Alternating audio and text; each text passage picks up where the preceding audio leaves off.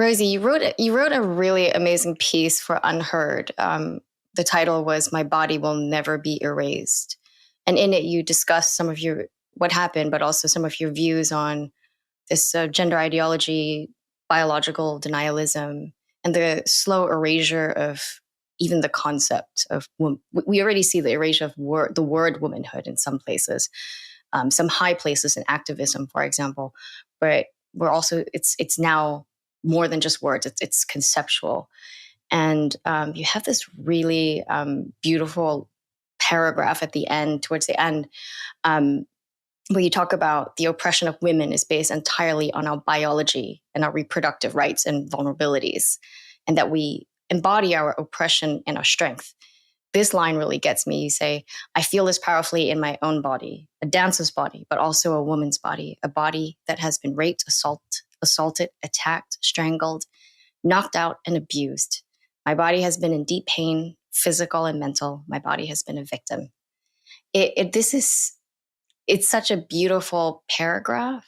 And I love, could you give us a little bit more insight on this piece that you wrote? Like, why do you think this?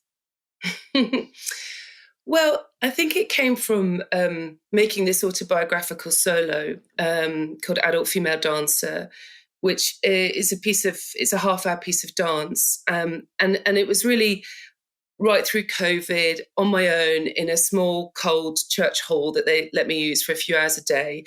I worked through some of the stories of my life. I wrote about them and then I recorded them and then I would dance about them. And it was really interesting because there were things that I hadn't admitted to myself around like violent abuse of an ex-partner. There were things from my past that I just sort of shut down, and using COVID and this chance not just to write and speak about it, but actually to dance about it, changed something in me. And I was quite, I grew up with a mother who was a radical feminist. And I remember she had an office a bit like mine, full of books. And I remember stealing her Germaine Greer and then her Andrea Dworkin. And Andrea Dworkin was seen as quite sort of full on, even in the 80s and 90s. And so I returned to that kind of second wave feminism and was really hearing what they were saying, because I'd benefited from second wave feminism, but I certainly probably behaved like a liberal feminist in the 90s. You know, I could wear high heels and go clubbing and wear what I want and, you know, and have a very sort of liberal life. And then actually, I think there's something that happens as you get older as a woman and you look back and you start to realize so many of these, both the highs and some of the lows, I wasn't in that much control and power of. Getting my hip nod in a bar and managing to escape, getting abducted in a taxi and talking my way out of it. You know, like as a young woman, I learned a bit the gift of the gap. Like if you can charm them and make them laugh, you can humanize yourself and you can escape, but you don't escape. There are still things that you do not escape from. And I think once you reach, you know, probably a period of more security in my life, a secure marriage, a child, a home, it gave me the chance to look at those things and to really and reread Greer and Dworkin and go, my goodness, they were right about certain things. And I suppose, you know, understanding like the roots of feminism, the fight that my grandmothers and great grandmothers went through to achieve the vote. You know, to learn to drive, to have their own money, to have their own bank account. My mum couldn't have her own bank account. I remember that. These are recently fought for and won rights.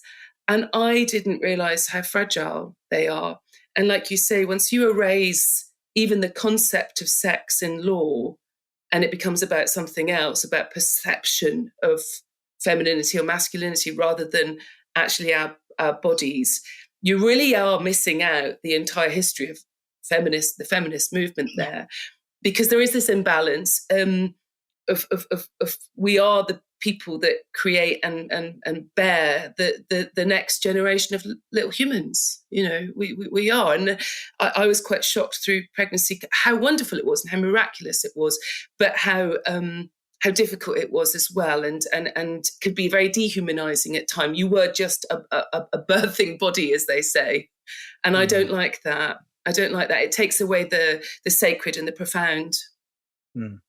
It sounds like it's devaluing your lived experience.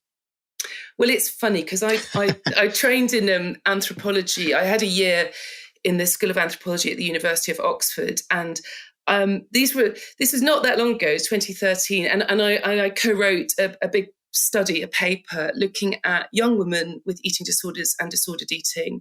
And I did a whole dance training program and trained them in dance and in choreography. And then they made solos about their disordered eating experience.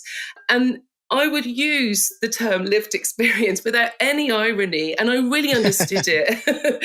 I'd read my Merleau-Ponty and my anthropology. I understood the terminology. I thought it was really important way forward to be able to talk about lived experience in an academic way and use the arts to illustrate.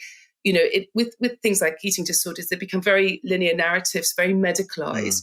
But then when you dance it, you can be past, present, and future all within one moment. And there's something very beautiful about these solos. They were absolutely stunning solos. But then to use them as an academic tool was fascinating. So I've always been interested in what the body can say about ourselves.